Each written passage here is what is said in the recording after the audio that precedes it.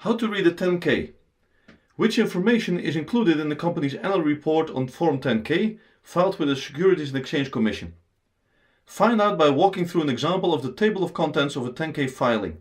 A big part of the success in analyzing an annual report is knowing where to look. For this overview, I've taken as an example the 10K filing of a well-known company called 3M. The 2017 10K document is 176 pages in length, longer than, for example, Apple and Alphabet, but shorter than GE. A significant part of the volume of a 10K is made up by exhibits attached at the end of the document, such as the 3M Executive Life Insurance Plan and the company's long-term incentive plan. I personally must admit that I have never spent time reading those sections. I fully trust the company's compensation committee and audit committee, plus the company's auditors on that. So the net workload of reviewing a 10K document may be less intimidating than it seems. In compliance with SEC rules, the 10K document has 4 parts with Roman numerals and one level below that items numbered 1 through 16. That doesn't mean there are only 16 items in the 10K, as we will soon see. By taking you through an example of an actual 10K document, rather than just a theoretical discussion, I can also show you the volume of pages for each section. For me personally, Item 1, Business, Item 6, Selected Financial Data, a one-page summary for the latest 5 years, and the financial statements in Item 8 are the first things to read in a 10K report, followed by a review of Item 7, the MD&A. Let's review them in numerical order and find out what's in them. Item 1, Business. This is a good place to start to understand how the company operates. A description of the company's business, including its main products and services, what subsidiaries it owns, and what markets it operates in. Very useful to read, especially as companies and their business environment are constantly changing. How is the company organized? What are the leading businesses? Have there been any significant acquisitions or divestitures? Item 1A, Risk Factors. Information about the most significant risks that apply to the company or to its securities. Interesting to read to understand the context of the business. Be aware that this is a listing and discussion of known and identified risks. By their very nature, unidentified risks, sometimes referred to as unknown unknowns, have traditionally been outside the scope of risk management. Item 1B, Unresolved Staff Comments. This section will state none for most companies, including 3M in 2017, and will only have information when the SEC has raised any questions about the company's statements that have not been resolved. If there are any items in here, study them carefully. Item 2, Properties. Where are the company's headquarters located? How many manufacturing sites in how many countries does it have? Does the company lease or own most of its physical properties? Item 3, Legal Proceedings. These are either listed here in Item 3, or the reader is referred to Item 8, Notes to the Financial Statements. The outcome of legal proceedings and claims brought against the company is subject to significant uncertainty.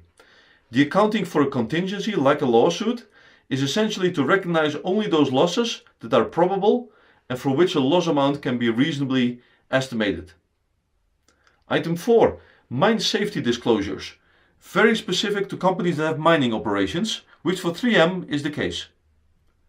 Item 5, Market for Registrants' Common Equity, Related Stockholder Matters and Issuer Purchases of Equity Securities. Contains information about the company's equity securities, such as share price highs and lows, dividends and stock repurchases by the company. Item 6, Selected Financial Data. This is a good one-page overview to zoom out and get a longer time perspective. It contains a 5-year comparison for items like sales, net income, earnings per share, dividends, assets and debt. The income statement and cash flow statement in Item 8 usually have 3 years worth of detailed financial information, and the balance sheet 2 years. Last year's ending balance and this year's ending balance. A 5-year comparison can alert you to longer term trends. Item 7, MD&A, or Management's Discussion and Analysis of Financial Condition and Results of Operations. The MD&A is designed to provide a reader of the financial statements with a narrative from the perspective of management. Transparency is the key here. Very important to understand business performance and operational drivers of this performance. In the case of 3M in 2017, the MD&A is 35 pages. Item 7a. Quantitative and qualitative disclosures about market risk. Items such as interest rate risk, foreign currency exchange risk, commodity price risk, or equity price risk. Item 8. Financial statements and supplementary data. In volume of pages, this tends to be the largest section of a company's 10K. It has the auditor report, each of the financial statements, and a huge amount of notes to those financial statements. My approach tends to be to analyze the financial statements, make a list of items that I want to review, and then dig through the notes to find the information related to those items, rather than trying to read item 8 from start to finish. Item 9. Changes in and disagreements with accountants on accounting and financial disclosure requires a company, if there has been a change in its accountants, to discuss any disagreements it had with those accountants. Many investors view this disclosure, if applicable, as a red flag. Item 9a. Controls and procedures includes information about the company's disclosure controls and procedures and its internal control over financial reporting. Item 9b. Other information includes any information that was required to be reported on a different form during the fourth quarter of the year covered by the 10K, but was not yet reported. For most companies in most years, this is another not applicable section. Part 3, items 10 through 14, covers amongst others corporate governance, executive compensation and audit fees, and looks a little light in terms of number of pages. There's a clear reason for that. Although these disclosures are required by the 10K, most companies meet this requirement by providing the information in a separate document called a proxy statement, which companies provide to their shareholders in connection with annual meetings.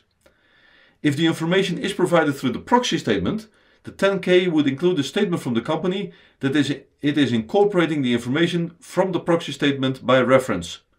In effect, directing readers to go to the proxy statement document to find this information. Item 15 is a long reference list of related schedules and exhibits. Item 16 is either blank or a redirect to the table of contents in the front of the 10K filing. So where to start when you want to read a 10K? For me personally, Item 1, Business, Item 6, Selected Financial Data, a one-page summary for the latest 5 years, and the financial statements in Item 8 are the first things to read in a 10K report, followed by a review of Item 7, the MD&A. Let's see where the journey takes you. Thank you for watching. If you enjoyed this short discussion of the table of contents in the 10K document, then please give it a thumbs up. On this end screen, there are a few suggestions of videos you can watch next. Please subscribe to the Finance Storyteller YouTube channel. Thank you.